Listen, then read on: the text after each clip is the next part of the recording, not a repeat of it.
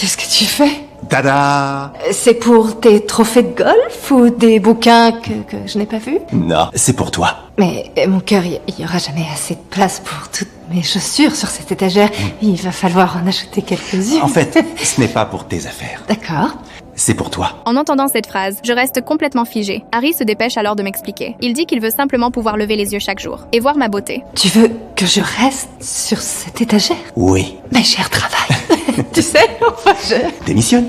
Harry me promet aussi que je n'aurai plus à me soucier de rien, que je n'aurai qu'à rester assise là, haut et rester belle. Au final, j'accepte son arrangement. À partir de ce jour-là, je vis sur cette étagère. Même notre mariage a lieu là-dessus. Quand je m'ennuie, je fais du yoga sur l'étagère. Pendant que Harry travaille, en me regardant de temps en temps, chaque jour il m'apporte un cadeau. Parfois un précieux collier de pierre, parfois un joli bouquet de fleurs. À cette époque, je me sens incroyablement chanceuse parce que j'ai un mari qui m'aime profondément. Mais peu à peu, Harry devient de plus en plus négligent. Quand il rentre, il se contente de m'envoyer un baiser de loin. Pas de cadeau aujourd'hui?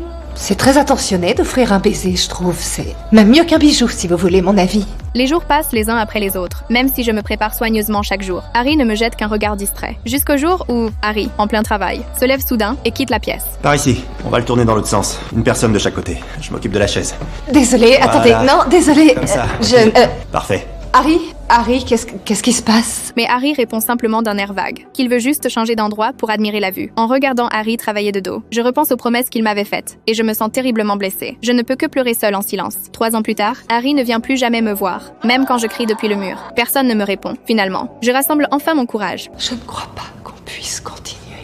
Je crois qu'on devrait essayer. Mais cette hauteur d'à peine 1 mètre me semble être un gouffre impossible à franchir. Je me retourne, puis je penche lentement mon corps dans le vide, en m'agrippant au bord de la plateforme avec mes 2 mains.